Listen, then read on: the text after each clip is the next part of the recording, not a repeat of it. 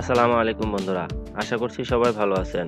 তো বন্ধুরা, আজকে আমি আপনাদেরকে দেখাবো ইমোতে আপনি কাউকে কিভাবে ব্লক করবেন এবং আপনি যাকে ব্লক করেছেন তাকে কিভাবে আবার আনব্লক করবেন।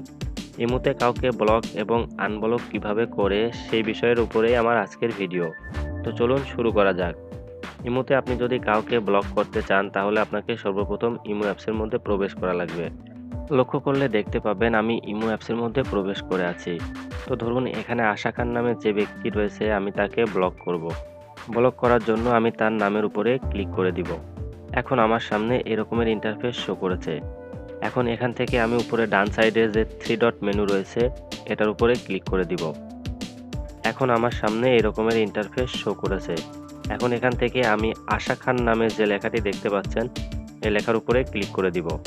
এখন আমার সামনে এই রকমের ইন্টারফেস শো করেছে। এখন এখান থেকে আমি উপরে ডান সাইডে আবার থ্রি ডট মেনুতে ক্লিক করে দিব। এখন আমার সামনে আবার এই রকমের ইন্টারফেস শো করেছে।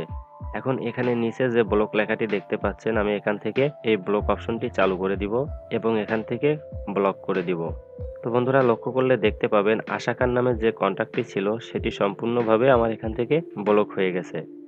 তো এখন আমি আপনাদেরকে দেখাবো আমি এনাকে আবার পুনরায় কিভাবে আনব্লক করব। তো এর জন্য আমাকে সর্বপ্রথম আমার প্রোফাইলে প্রবেশ করতে হবে।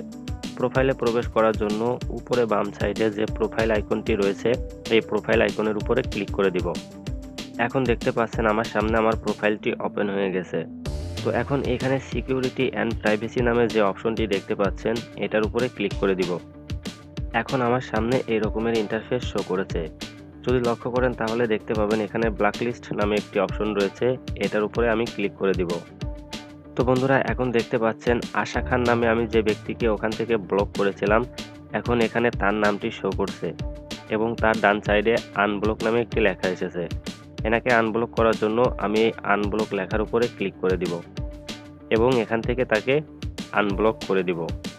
তো বন্ধুরা, দেখতে পেলেন ইমোতে আপনি কোনো ব্যক্তিকে ব্লক কিভাবে করবেন এবং তাকে আবার কিভাবে আনব্লক করবেন। এই ছিল আমার আজকের ভিডিও। ভিডিওটি যদি আপনাদের কাছে ভালো লাগে তাহলে একটি লাইক দিবেন। এরকমের আরও ভিডিও পাওয়ার জন্য আমার চ্যানেলটিকে সাবস্ক্রাইব করে রাখবেন।